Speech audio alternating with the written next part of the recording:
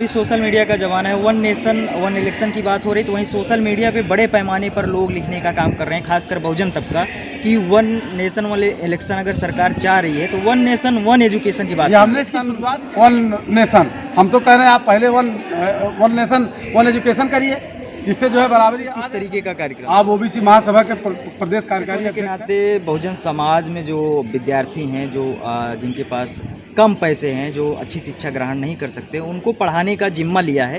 तो क्या लगता है बहुजन समाज में जो बहुत सारे सामाजिक संगठन हैं और बहुत सारे लोग हैं, आर्थिक सहयोग कुछ प्राप्त होता है? कोचिंगें चलती हैं, गांव स्तर पर निःशुल्क कोचिंगें खोल रहे हैं बच्चों को पढ़ाने के लिए। शिक्षा के क्षेत्र में और भी बहुत सारी चुनौतियां हैं, जैसे कि शिक्षा के क्षेत्र में ही देखा जाए तो सरकार जो है शिक्षा को दो गुना 3 गुना 4 गुना फीस। यही तो सबसे बड़ा दुर्भाग्य है देश भारत का सबसे बड़ा दुर्भाग्य यही है। श्यामलाल निषाद है, मैं जनपद सुल्तानपुर का रहने वाला हूँ। आज यहाँ पे किस तरीके का कार्यक्रम था? ये मोस्ट सम्मेलन का आयोजन किया गया है। बेसिकली मैं शिक्षा से बिलोंग करता हूँ, शिक्षक हूँ, और बेसिकली जो गांव में जो बच्चे हैं, गरीब बच्चे हैं, उनकी पढ़ाई का स्तर बहुत निम्न है, बहुत लो है, और बच्चे 9th में चले जाते हैं, उनको पढ़ना लिखना ठीक से आता नहीं है। तो इसलिए मैंने सोचा कि भाई कम से कम गांव-गांव निःशुल्क पाठशालाएँ शिक्षक पर प्रेरित किया जाए, जागरूक किया जाए लोगों को। इसी क्रम में मैं सुल्तानपुर में 6 साल से काम कर रहा हूँ। लेकिन ये काम जब मैं करना शुरू किया तो उसके धीरे धीरे चूँकि सोशल मीडिया का ज़माना है, व्हाट्सअप फेसबुक के माध्यम से अदर जिलों में भी बातें गई कि ये काम सुल्तानपुर में जो हो रहा है बहुत अच्छा हो रहा है, इस पर और जगह होना चाहिए। तो हमको लगा कि अगर हम और ज़िले से बाहर काम करने से पहले कम से कम प्रदेश के लोगों को, देश भारत के लोगों का विचार जान लें। चूँकि हमको अगर मुंबई में काम करना है, कन्याकुमारी में काम करना है, सोनभद्र सहारनपुर में काम करना है, तो श्यामलाल निषाद अकेले तो कर नहीं पाएगा। उसके लिए तो भाई वहाँ के स्थानीय लोगों की ज़रूरत है। इसलिए हमने मीटिंग रखा, सम्मेलन रखा कि जो भी बौद्धिक पर्सन है, बुद्धिजीवियों से अपील किया फेसबुक पे, व्हाट्सएप पे, कि आप लोग आइए, शिक्षा के क्षेत्र में जो काम आप सुल्तानपुर में देख रहे हैं हमारा, या जिन लोगों ने हमको आग्रह किया था कि हमारे यहाँ भी काम करिए, हमने कहा पहले आप लोग लखनऊ आइए, एक बैठक हो, उस पर चर्चा हो, हम लोग विचार विमर्श हो, परिचय हो, और उसके बाद हम जिला वाइज जा करके पूरे सभी जनपदों में इस पर शिक्षा जागरूकता का और निःशुल्क पाठशाला संचालित करने का काम करेंगे। कितने जनपदों के लोग इसमें सम्मिलित हैं? पूरे 75 जनपद के लोग और सभी संगठनों के लोग। आप ओबीसी महासभा के प्रदेश कार्यकारी अध्यक्ष हैं। इस तरीके से तमाम संभ्रांत लोग, तमाम गणमान्य लोग जो वाकई समाज की पीड़ा को समझ रहे हैं, वो सब आज उपस्थित थे। जो भी समाज के दर्द को, समाज की पीड़ा को, समाज के लिए जो है कुछ करना चाहते हो, आज सब उपस्थित हैं और सब ने एक स्वर में कहा कि इस पे काम होना चाहिए, सबका सहयोग और सबका समर्थन मिल रहा है। आप शिक्षक होने के नाते बहुजन समाज में जो विद्यार्थी हैं, जो जिनके पास कम पैसे हैं, जो अच्छी शिक्षा ग्रहण नहीं कर सकते, उनको पढ़ाने का जिम्मा लिया है। तो क्या लगता है बहुजन समाज में जो बहुत सारे सामाजिक संगठन हैं और बहुत सारे लोग हैं, आर्थिक सहयोग कुछ प्राप्त होता है आपको? देखिए, हम जो है अभी सुल्तानपुर जनपद में ही हमने ये कहा था, माता सावित्रीबाई फुले की जयंती हर वर्ष हम लोग जो है तिकोनिया 3 जनवरी जिला मुख्यालय मनाते हैं, और उसमें जो हमारी निःशुल्क पाठशालाएँ संचालित होती हैं उनको हम सम्मानित करते हैं, उनके संचालकों को। और साथ साथ हमारी ये घोषणा अपील रहती है, आग्रह रहता है कि जो भी बच्चे पढ़ाई की वजह, अगर शिक्षा की वजह से पढ़ाई से वंचित न रह जाएँ, आर्थिक तंगी की वजह से वंचित न रह जाएँ, तो उनके लिए हम लोग जो है मतलब जो भी उनकी ज़रूरत होती है, जैसे मान लीजिए जिस विद्यालय में पढ़ना चाहते हैं, हम उसके प्रबंधक से कहते हैं कि भाई इनको आप फ्री कर दीजिए, तो कर देते हैं। नहीं करते तो हम लोग जो है चंदा मांग करके अपना वो करके। तो अभी तक हमको जो है सहयोग डॉक्टर्स लोग, इंजीनियर्स लोग करते हैं, ऐसा नहीं सब सहयोग करते हैं, बिना सहयोग के संभव नहीं है, और सबका आर्थिक सहयोग मिलता है। और भी आगे अभी प्रदेश के लोग कह रहे थे सहयोग करने के लिए, हमने कहा भाई हम प्रदेश में कोई काम ही नहीं कर रहे थे, सहयोग क्यों लें प्रदेश में।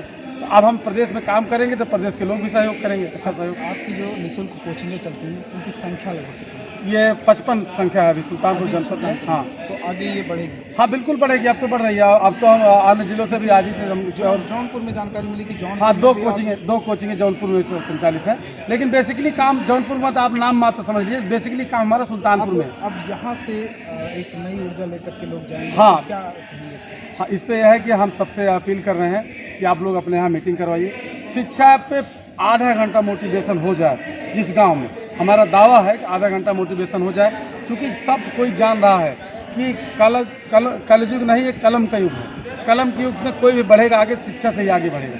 शिक्षा के अलावा कोई दूसरा रास्ता आपके बढ़ने का नहीं है। ये काम शुरुआत के लिए आपकी प्रेरणा स्रोत है? ये प्रेरणा स्रोत एक्चुअली मैं शुरू तो किया, जैसे मैं कॉलेज में जब शुरू किया तो 9th में चला गया, बच्चों को जो है, हाँ भाई बताओ आप लोग ये पढ़ोगे, ये किताब पढ़ो इसको, तो बच्चे पढ़ ही नहीं पा रहे हैं, उनको पढ़ा ही नहीं आ रहा, और उस पर जो है उनका कक्का किक्की ABCD कुछ आ ही नहीं रहा है। तो मुझे लगा कि मुझ पर काम करना चाहिए, क्योंकि टीचर होने के नाते कि अब हम भाई अधूरे क्वेश्चन से बेहतर है उम्मीद के दिया जलाया जाए। तो हमने शुरू किया गांव-गांव 3-4 गांव में। आप गांव स्तर पर निःशुल्क कोचिंगें खोल रहे हैं बच्चों को पढ़ाने के लिए। शिक्षा के क्षेत्र में और भी बहुत सारी चुनौतियां हैं, जैसे कि शिक्षा के क्षेत्र में ही देखा जाए तो सरकार जो है शिक्षा को 2 गुना 3 गुना 4 गुना फीस की वृद्धि कर दी है। यही तो सबसे बड़ा दुर्भाग्य है देश भारत का। देश भारत का सबसे बड़ा दुर्भाग्य यही है कि आप जान लीजिए पत्रकार बंधुओं कि राष्ट्र का निर्माण किसी फैक्ट्री और भट्टी में नहीं होता है। राष्ट्र का निर्माण कहीं उसमें चिमनी भट्टी में नहीं होता है, ईंटा पाथने वाली मशीन में नहीं, भट्टी में नहीं होता है। ये स्कूल कॉलेज में होता है राष्ट्र का निर्माण। और राष्ट्र के निर्माण और शिक्षा के लिए सरकारें जो है उदासीन हैं, ये बहुत बड़ी कमी है। हम तो कह रहे हैं कि आपको अपने बजट का 50% जितनी भी आपकी योजनाएं हैं उसको आप कम करके शिक्षा पर कर दीजिए। शिक्षा व्यक्ति को मिल जाएगी, सब कुछ अपने आप हासिल कर लेगा। आप शिक्षा दे दीजिए, उसको सब कुछ अपने आप हासिल कर लेगा।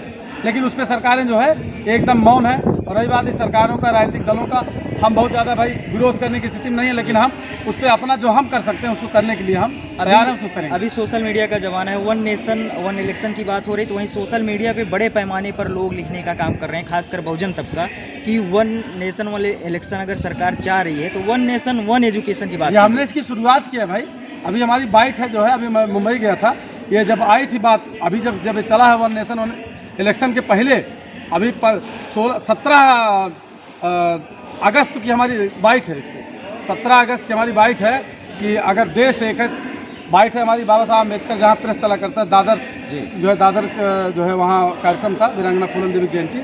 हमने वहाँ मंच से कहा है कि अगर देश एक है, संविधान एक है, नागरिकता एक है, तो देश भारत में शिक्षा एक समान होनी चाहिए। और इसका बाकायदे बाइट चल भी रही है। उसी बाद जो है ये बातें आई 1 इलेक्शन 1 नेशन। हम तो कह रहे हैं आप पहले 1 नेशन 1 एजुकेशन करिए, जिससे जो है बराबरी आ जाए सब में। और जब बराबरी आ जाएगी तो आप इलेक्शन भाई करिए एक समान।